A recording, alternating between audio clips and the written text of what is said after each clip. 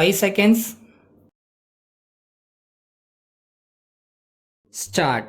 மாவட்ட ஆட்சித் தலைவர்கள் மற்றும் காவல்துறை அதிகாரிகள் மாநாட்டில் கலந்து கொண்டு மாண்புமிகு முதலமைச்சர் அவர்கள் பேசியதாவது: இன்றைய தினம் நான் உங்கள் அனைவரையும் சந்திப்பதிலும் இந்த மாநாட்டினை தொடங்கி வைப்பதிலும் பெரு மகிழ்ச்சி அடைகிறேன்.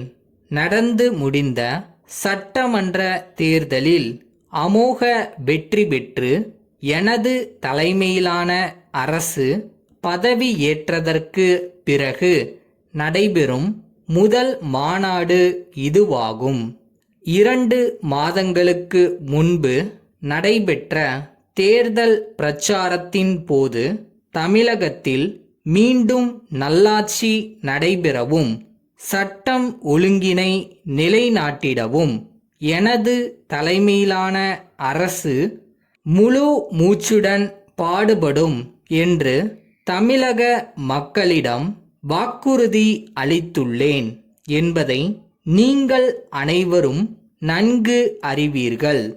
அந்த வகையில் என்னென்ன நடவடிக்கைகளை மேற்கொண்டு சட்டம் ஒழுங்கினை செம்மையாக பாதுகாத்திட இயலும் என்பது குறித்து ஆலோசிப்பதற்காக இந்த மாநாடு இன்றைய தினம் நடைபெறுகிறது.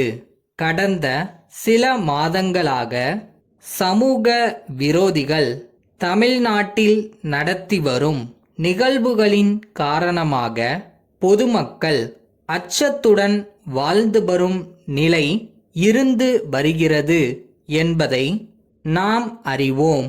கடந்த காலங்களில் காவல்துறையின் திறமையின்மையின் காரணமாகவும் அரசியல் தலையீடுகளின் காரணமாகவும் இத்தகைய நிலை இருந்து வருவதாக எனக்கு கிடைத்த தகவல்கள் தெரிவிக்கின்றன. இத்தகைய ஒரு அவல நிலையை இரும்பு கரம் கொண்டு அடக்கிட எனது அரசு அனைத்து முயற்சிகளையும் உங்கள் அனைவரின் உதவியோடும் மேற்கொள்ள உள்ளது என்பதை இந்த தருணத்தில் நான் தெரிவித்துக் கொள்ள கடமைப்பட்டிருக்கிறேன். அதேபோன்று கிராமப்புற மக்களின் வாழ்க்கை தரம் கடந்த 5 ஆண்டுகளில் எந்தவிதமான முன்னேற்றமும் அடையவில்லை என்பதை புள்ளி விவரங்கள் வாயிலாக நாம் அறிவோம். ஒரு நாட்டின் வளர்ச்சிக்கு கிராமப்புறங்கள்தான் அடித்தளமாக விளங்குகின்றன என்று சொன்னால் அது மிகையாகாது. அத்தகைய கிராமங்களில் வாழ்கின்ற மக்களின் அடிப்படை வசதிகளை நிறைவேற்றி கொடுப்பதிலும் அவர்களின் வாழ்க்கை தரத்தை மேம்படுத்துவதிலும் எனது தலைமையிலான அரசு அனைத்து முயற்சிகளையும் மேற்கொள்ளும் என்று இந்த நேரத்தில் நான் உறுதிபட தெரிவித்துக் கொள்கிறேன்.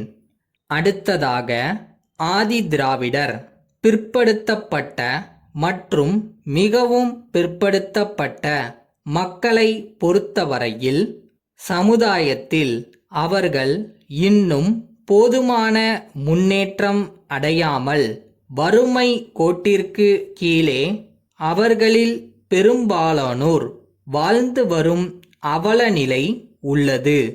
அவர்களை முன்னேற்றும் விதமாக மத்திய மாநில அரசுகள் பல்வேறு திட்டங்களை தீட்டி செயல்படுத்தி வந்தாலும் அந்த திட்டங்களின் பலன்கள் முழுமையாக அவர்களை சென்றடையவில்லை என்பதை நான் வருத்தத்தோடு இந்த நேரத்தில் சுட்டிக்காட்ட விரும்புகிறேன். உங்களது மாவட்டம் குறித்து அரிய கருத்துக்களை நீங்கள் தெரிவித்ததற்கு பிறகு எனது நிறைவு உரையில் அனைத்து மாவட்டங்களும் பயன்பெறும் வகையில் சில அறிவிப்புகளை வெளியிட உள்ளேன் என்பதை மகிழ்ச்சியுடன் தெரிவித்து எனது தொடக்க உரையினை நிறைவு செய்கிறேன். வணக்கம். சென்னை அண்ணா சாலையிலுள்ள கண்ணன் கூட்டமைப்பின் மேலாளர் திரு மோகன் அவர்கள் தஞ்சாவூர் தெற்கு ரத வீதியிலுள்ள மாணிக்கம் சகோதரர்களுக்கு எழுதிய கடிதம். ஐயா, தங்களின் 10ஆம் தேதியிட்ட கடிதத்தை பெற்றுக்கொண்டோம். சென்ற தடவை நாங்கள் ரயில் மூலம் தங்களுக்கு அனுப்பி வைத்த சரக்குகள் மிகவும் காலதாமதமாக வந்துள்ளதை பற்றி தெரிவித்துள்ளீர்கள். இந்த காலதாமதத்திற்கு நாங்கள் பொறுப்பாளி அல்ல. நாங்கள் வழக்கம் போல் ரயில் மூலம் தங்களுக்கு சேர வேண்டிய சரக்குகளை உரிய நேரத்தில் அனுப்பி வைத்திருந்தோம்.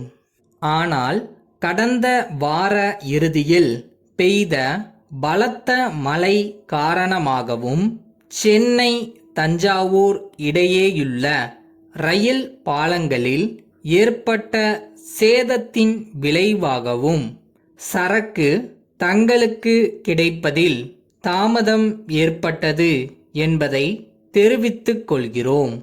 அடுத்த மாதத்தில் தங்களுடைய மாவட்டத்தில் நடைபெற இருக்கும் பண்டிகையை முன்னிட்டு சரக்குகளை விரைவில் அனுப்பி வைக்கும்படி கேட்டுள்ளீர்கள். எனவே இம்முறை நாங்கள் சரக்குகளை லாரி மூலம் தங்களுடைய நிறுவனத்தின் இருப்பிடத்திற்கே அனுப்பி வைக்கிறோம். இதனால் ஏற்படும் கூடுதல் செலவை தங்கள் கணக்கில் சேர்த்துள்ளோம் என்பதை தெரிவித்துக் கொள்கிறோம். தங்கள் அன்புள்ள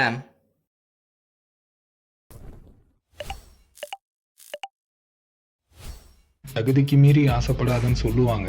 ஆனா என்னோட கனவு தகுதிக்கு மீறியதாவே இருந்துட்டு போட்டோம். அதுக்காக அதை நான் விட்டுருவேனா?